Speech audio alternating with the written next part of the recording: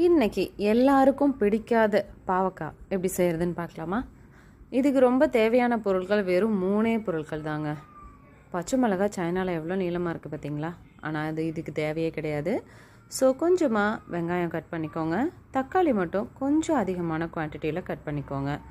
எப்பயும் போல் எண்ணெய் ஊற்றி கடுகு பொரிச்ச உடனே கொஞ்சம் கறிவேப்பிலை ஆட் பண்ணுறோம். கூடவே வெங்காயத்தை போட்டு வதக்கிட்டு தக்காளியையும் போடுறோம். எவ்வளோ பொடிசாக முடியுமோ அவ்வளோ பொடிசாக நம்ம இந்த பாவக்காயை வதக்கிக்கலாம். சில பேர் பாவக்காயை ஃபஸ்ட்டு எண்ணெயில் வதக்கிட்டு எடுத்துட்டு அதுக்கப்புறமா தக்காளி வெங்காயம் போட்டு மறுபடியும் பாவக்காயை போட்டு வதக்குவாங்க. பட் நான் அப்படி பண்ணாமல் டைரெக்டாக போட்டேன். ஏன்னா நம்ம சாப்பிட்றதே ஏதோ ஒரு நல்லதுக்காக தான். அதையும் எண்ணெயில் போட்டு வதக்கி அந்த எண்ணெயும் வயிற்றுக்குள்ளே போகிறதுக்கு கொஞ்சம் கசப்பு எடுத்துக்கிட்டால் தப்பு இல்லை. ஸோ கொஞ்சம் தக்காளி வெங்காயம் மட்டும் போட்ட உடனே இதையும் போட்டு கொஞ்சம் உப்பு மஞ்சத்தூள் போட்டு வதக்கி விட்டுட்டு ஒரு 2 நிமிஷம் வெயிட் பண்ணுங்கள். அதுவே கொஞ்சம் தண்ணி விடும். அதுக்கப்புறமா நம்ம வீட்டில் இருக்க மசாலா, குழம்பு மசாலா எதுவோ அதை ஆட் பண்ணிக்கோங்க.